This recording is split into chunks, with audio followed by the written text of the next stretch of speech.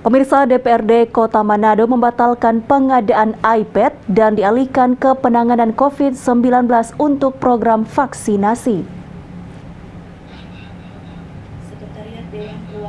Kota Manado mengkonfirmasi telah membatalkan pengadaan barang elektronik iPad untuk para anggota dewan.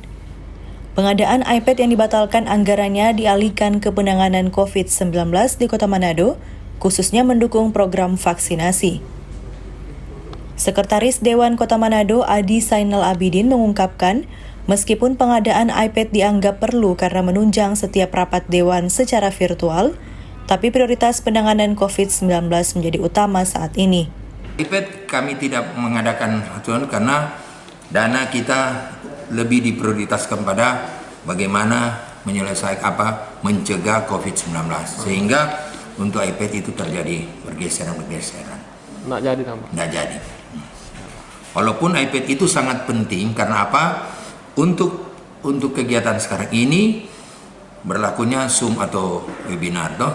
Ya, oleh sebab itu iPad dibutuhkan. Tapi ada skala prioritas yang paling penting, yaitu mengutamakan untuk